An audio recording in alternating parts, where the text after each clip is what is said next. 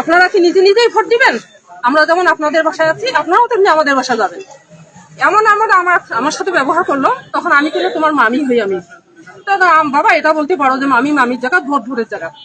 তখন আমি বুঝছি ওদের প্রতিক্রিয়াটা, তাদের ভাবসাবটা বুঝার পর আমি সহজতে চলে এসেছি। এটা গত বৃহস্পতিবারের কথা। আজকে আবার ওই যে ওই মহিলা আমাদের কর্মী ঢোকার কারণে ওনারা এক পর্যায়ে বোরখা খুলি নেন, আবার হিজাব খুলে নিয়েছে। লালমনিরহাটের হাতীবান্ধায় নির্বাচনী প্রচারণাকে কেন্দ্র করে জামায়াত ও বিএনপির কর্মীদের মধ্যে সংঘর্ষের অভিযোগ পাওয়া গেছে। এতে দুপক্ষের অন্তত 11 জন আহত হয়েছেন।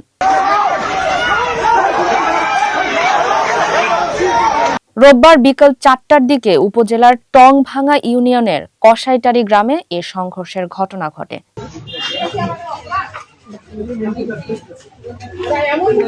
অভিযোগ পাওয়া গেছে, বিকেলে কসাইটারি এলাকায় জামায়াতের কয়েকজন নারী কর্মী গণসংযোগে যান। এ সময় বাড়ির আশপাশের লোকজন তাদের পরিচয় জানতে চাইলে কথা কাটাকাটি শুরু হয়। এমনকি নারীদের হিজাব খুলে নেয়ার ঘটনা ঘটে বলেও স্থানীয়দের অভিযোগ।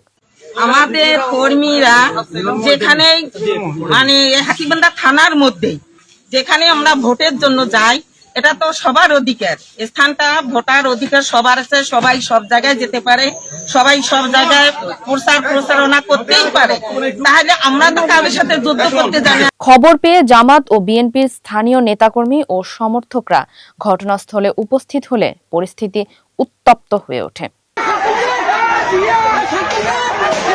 পরবর্তীতে খবর পেয়ে প্রশাসন ও আইন শৃঙ্খলা রক্ষাকারী বাহিনী ঘটনাস্থলে উপস্থিত হয়ে পরিস্থিতি নিয়ন্ত্রণে আনে। ফারিহ আহমেদ, মানবকণ্ঠ।